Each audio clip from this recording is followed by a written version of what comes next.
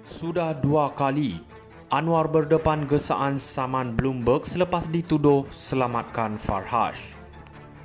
Tuduhan terbaru terhadap Anwar Ibrahim oleh Bloomberg jelas menunjukkan usaha terancang untuk menjatuhkan reputasi beliau, sekaligus memaksa beliau untuk mempertahankan nama baiknya.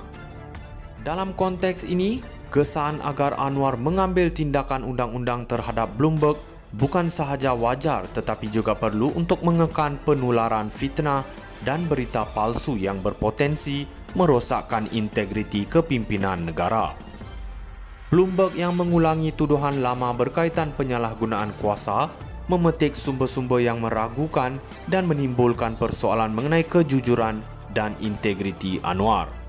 Laporan tersebut mengaitkan Anwar dengan arahan untuk menghentikan siasatan terhadap bekas setiausaha politiknya Farhaj Wafa Salvado yang memiliki pegangan dalam projek imigresen bernilai RM1 bilion.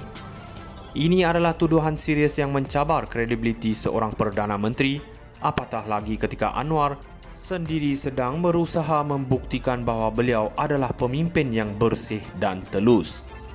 Adalah penting untuk diingatkan bahawa Anwar telah mengalami kesulitan dan penahanan akibat tuduhan yang serupa pada masa lalu. Peguam Rafiq Rashid mengingatkan bahawa setiap kali tuduhan seperti ini timbul, penafian rasmi tidak mencukupi. Rakyat memerlukan lebih daripada sekadar kata-kata, mereka memerlukan tindakan tegas. Anwar perlu menunjukkan bahawa beliau berani mempertahankan diri dan tidak gentar menghadapi sebarang percubaan untuk merosakkan reputasinya. Dengan pelbagai cabaran yang dihadapi, ini adalah masa yang tepat untuk Anwar mengukuhkan kedudukannya sebagai pemimpin yang berintegriti. Jika tidak, rakyat mungkin akan terpengaruh oleh naratif negatif dan meragui kemampuan beliau untuk memimpin negara ke arah yang lebih baik. Anwar perlu bertindak segera untuk membersihkan namanya dan menunjukkan bahawa beliau tidak akan berkompromi dengan kebenaran.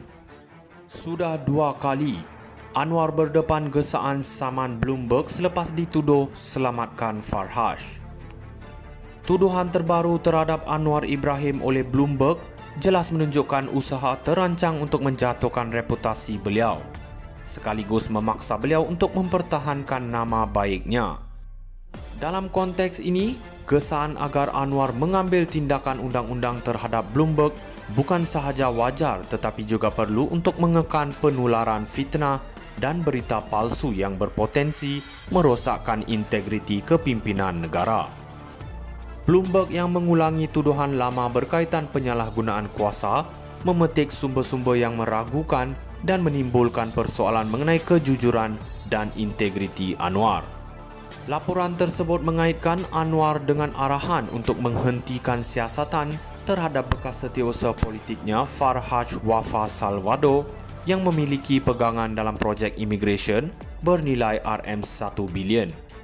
Ini adalah tuduhan serius yang mencabar kredibiliti seorang Perdana Menteri, apatah lagi ketika Anwar sendiri sedang berusaha membuktikan bahawa beliau adalah pemimpin yang bersih dan telus. Adalah penting untuk diingatkan bahawa Anwar telah mengalami kesulitan dan penahanan akibat tuduhan yang serupa pada masa lalu. Peguam Rafiq Rashid mengingatkan bahawa setiap kali tuduhan seperti ini timbul, penafian rasmi tidak mencukupi. Rakyat memerlukan lebih daripada sekadar kata-kata, mereka memerlukan tindakan tegas. Anwar perlu menunjukkan bahawa beliau berani mempertahankan diri dan tidak gentar menghadapi sebarang percubaan untuk merosakkan reputasinya.